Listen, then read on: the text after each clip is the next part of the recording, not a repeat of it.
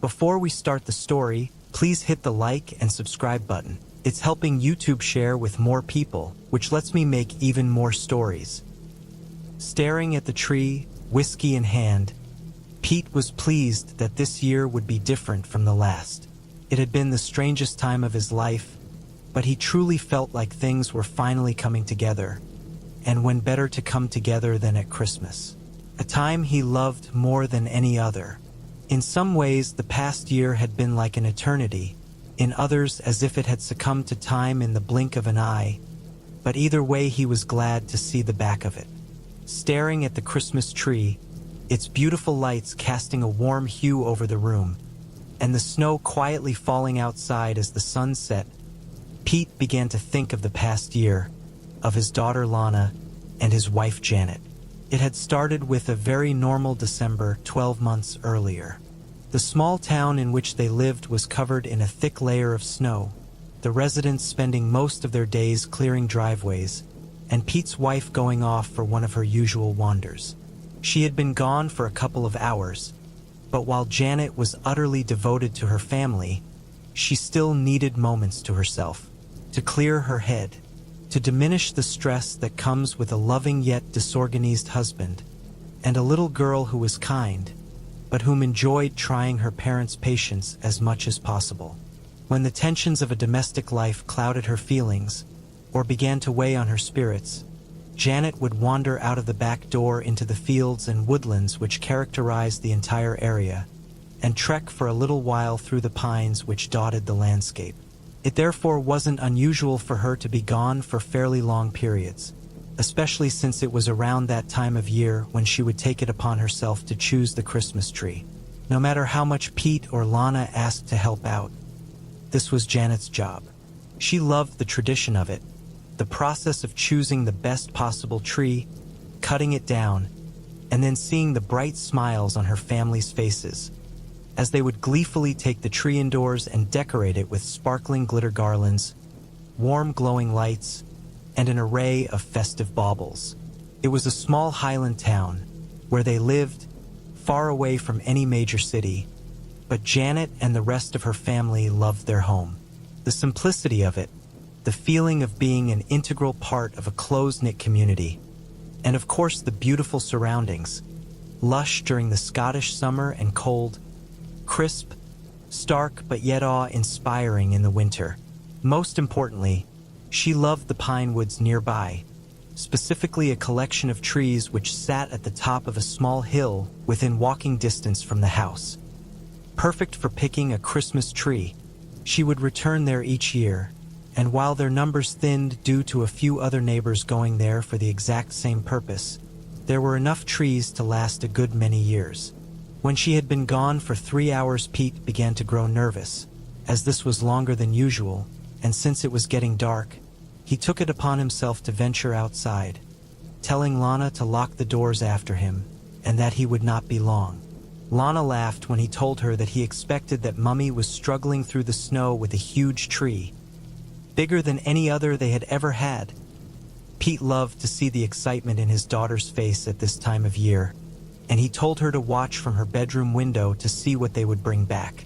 With this, she excitedly ran up the stairs straight to her window before he had to call her back down to lock the door. Gazing at the beautiful tree, he could remember that night like it was yesterday. The snow was crisp on the ground and crunched under his feet as it began to freeze. Small flakes fell from the sky occasionally, but Janet's footprints remained uncovered. Even without them, Pete knew where they were heading. The hill where Janet returned each year was only a 40-minute hike away. She would pick a pine tree from there. In fact, sometimes she picked two. One around 6 foot, the other a young tree about half the size, if they could find one suitable. It was difficult at times to find smaller trees as they seemed to be rare in that area. Everyone in the town seemed to like the idea of having a small tree in their children's bedrooms, so people would climb up there with an axe and take what they wanted, so there weren't as many at hand. Lana at one time had thought it was sad to cut down and kill the trees just for people to look at, but Pete explained to her about tradition and that he was sure more would grow back. With time, She forgot this protest and looked forward to the years when she could have one. If a smaller tree couldn't be found, they had a lovely synthetic one which would sit at her window. Secretly, she loved this just as much. But as her father had said, tradition is tradition. The larger tree would be placed in the living room and adorned with an assortment of baubles, glittering decorations, and lights. The other, in Lana's room, would be sprayed with a can of fake snow and covered in hanging candy sticks and chocolates. Although she was always told she could only have one a day before bed as a treat. Of course, occasionally she would break this rule and just hope no one would notice. Janet could always tell, but she would let it go. Christmas time was the best of times after all, and it was so brief. As Pete approached the hill, he knew something was wrong. He felt it in his bones. As he climbed, the snow began to fall in greater volume and the sky dimmed with it. Standing at the humble summit, a stillness spread. Silence interrupted momentarily by the almost audible patter of snowflakes floating gently to the ground. He followed the footprints now with purpose, knowing that if the snowfall increased that it would be nearly impossible to find Janet. Twilight fell, covering everything in a dark blue wisp of color, as the frost began to nip at his now rosy cheeks. The footprints bobbed and weaved their way through the huge pines, finally stopping next to a wonderfully thick and vibrant tree, one which was perfectly suited for their purposes. The perfect size, almost 7 foot tall, a deep life-filled green, and a thick abundance of branches and pines which made it almost impossible to visually penetrate its cover in such a light. But yet Janet was nowhere to be seen, and as far as Pete could tell there were no other tracks in the snow leading away in any direction. She had most certainly been here, but where had she gone? This was both puzzling and worrying. It seemed impossible, but there they were, Janet's last 2 footprints engraved in the ground. But the snow all around virgin, undisturbed, and lacking all signs of life.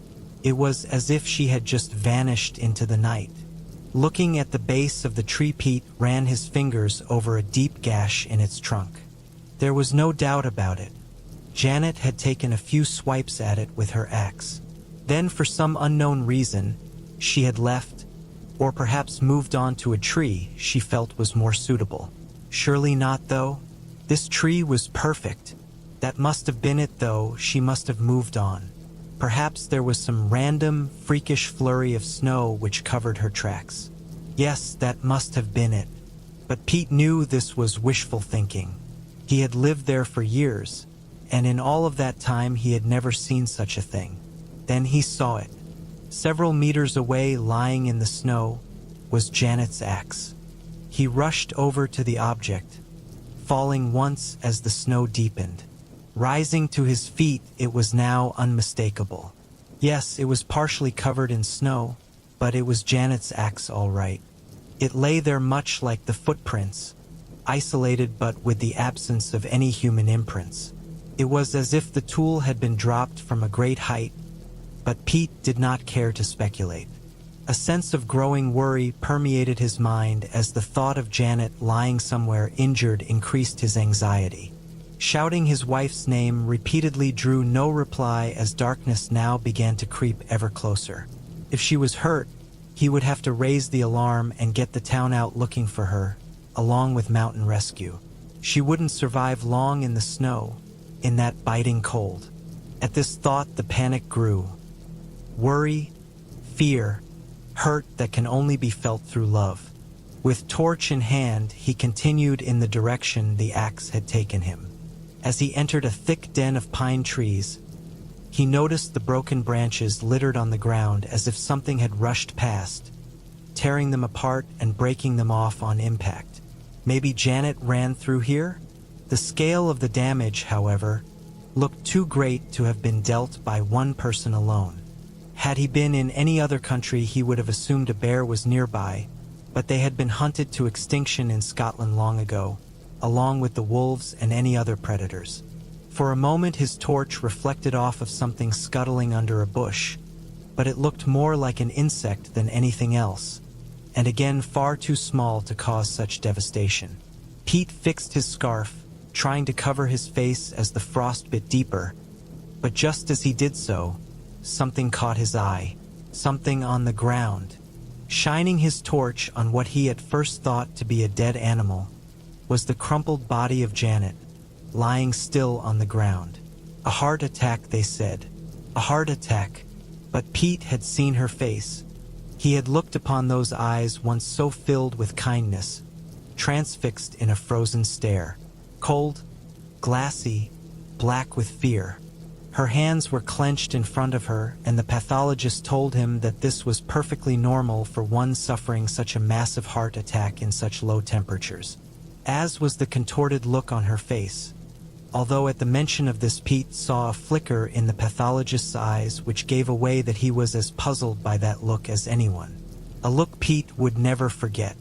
Darling Janet, love of his life, mother of his children, dying alone in the cold, with lips pulled back over teeth in agony, frozen into an inhuman sneer. The whole ordeal had devastated him. If it hadn't been for their daughter Lana, for the necessity of her needs to be met before his own, Pete would have found it nearly impossible to have gotten through it. The past 12 months had been cluttered with reminders of an aching loss.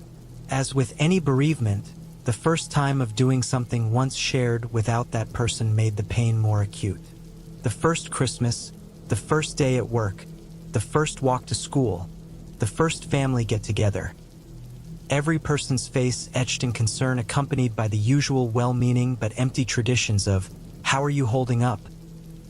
It must have been so difficult, and if there's anything I can do, helping his daughter through the loss of her mother was all he had to make sure he could face another day. But that stopped now. They had been through the horror, through the denial, through the silent meals, through the lonely cries of despair at night, through the birthdays empty and somber. They had been through it all. All these firsts were over. It had been over 12 months since Janet's death, and Pete felt almost exhilarated by this. He still missed her every day. The pain would never truly leave him, but the feeling of accomplishment, of strength, something which he thought had deserted him, that he had endured, filled him for the first time with thoughts of the future. Thoughts that life does indeed go on, even when our dearest have gone before us. And what of his beautiful daughter? Dear, kind Lana. He may have felt compelled to bring her through the past year, but her empathy and strength had left him in awe, characteristics which someone so young had no right to possess, but which were thankfully present nonetheless. When she had cried, he had been there, and on more than one occasion when he lay sobbing, staring at that empty void of space in his double bed at night, Lana would waken and climb in beside him, and they would both cry together until they fell asleep. She was his rock, and by God, she was going to have the best Christmas she'd ever had. Pete had made a number of arrangements. He had spent a fortune on every gift imaginable. He had filled the house with every food and treat that she enjoyed, and both Janet's parents and his own were flying in for Christmas dinner to be with their brave, sweet little granddaughter. He'd also organized for Lana's friends to have a sleepover on Boxing Day, which she had pleaded for. But Pete always knew he would give in eventually. She never asked for much, but this year, this Christmas, she would have more than she could imagine. The house was perfect, but there was one thing left to do. One thing that Pete had dreamt of since the night he found Janet's body. She had chosen that tree. It was going to be sitting in their living room, adorned with all manner of decorations. That was its purpose, its very reason for being. Janet never finished cutting the damn thing down. It was in many ways her dying act, and Pete was going to make sure that it was fulfilled. On the anniversary of her death, he wandered through the snow, winding his way through the pines until he stood at the foot of that ominous little hill. The sun shone brightly, and it wasn't as cold as it had been the night Janet died. But each footstep was accompanied by a sickness in the pit of Pete's stomach. Each stride a morbid reminder of the previous year, and that terrible heartbreak in the snow. Marching to its peak, he first walked to and observed the scene of Janet's untimely death. Standing there where her body had laid, Pete wiped the tears from his eyes and placed a small Santa figurine on the ground, burying it in the snow. It had always been hung from the branches of each yearly tree, and was her favorite decoration. It seemed only right that it be with her. After another few minutes of trudging, there it was. It was still standing. That damn tree. As if ravenous for revenge, Pete pulled Janet's axe from his backpack and charged at the pine. He battered and chopped at the cut which Janet had made the previous year, making it deeper with every slice, with every pound of pressure he could muster. The tree groaned and creaked as if in pain, but Pete did not care. This tree was the final reminder of Janet's death. Whatever had happened that night, it happened because of that tree. As crazy as it seemed, it all made sense for a moment, and then clarity was clouded by mundane reality. She had simply died of natural causes. With the roar of cracked wood breaking under its own weight, the tree swooned and collapsed to the ground in defeat. Tying a rope around its trunk, and then using string to fold its branches inward, Pete dragged that memory, that cold-hearted pillar of nature's brutality, through the snow, over grass and gravel, and finally to his back door. He was victorious. With little thought for carpet or furniture, he dragged it up the stairs into the house and placed it in front of the window in the living room, wedging it upright into an old wooden stump they had used as a stand every year. Breathless and covered in sweat, he stood back looking at the tree standing tall over all it surveyed. "You picked a good one, love. You picked a good one." He held back the tears and waited for Lana to return home from her friends. Pete put an old Christmas film on the television as they both decorated the tree together, singing, laughing, and being a family. There were moments, fleeting glances, when they caught one another's stare. A glance which showed pain buried deep down inside. One which said, "I miss her too." But it was Christmas, and the moments of grief passed, buffered by longer, caring periods of happiness. Contentment caressed smiles from ear to ear, and festive spirit once more filled that home, which had for too long been host to loss and anguish. As night began to fall, after Lana went to bed, earlier than usual because the excitement had worn her out, Pete decided to reward himself for the day's efforts. The lights were dimmed, and after pouring himself a large whiskey, he sat on the living room couch and stared at the tree. Draped in tinsel garlands and adorned with bright white Christmas lights, it really was a sight to behold. The best tree they had ever had. "Here's to you, gorgeous," Pete said, lifting his drink to the sky in a symbolic gesture. Staring at the Christmas tree, its beautiful lights casting a warm hue over the room, and the snow quietly falling outside as the sun set, Pete began to think of the past year, of his daughter Lana, and his wife Janet. Time passed slowly as he thought of all things gone, how they had led to this moment through pain and suffering, but now hopefully onwards to the future, and one filled with at least the briefest possibility of joy. The glow from the tree reflected off of the window, but it penetrated far enough to illuminate the now thick blur of snow, falling to the ground silently outside.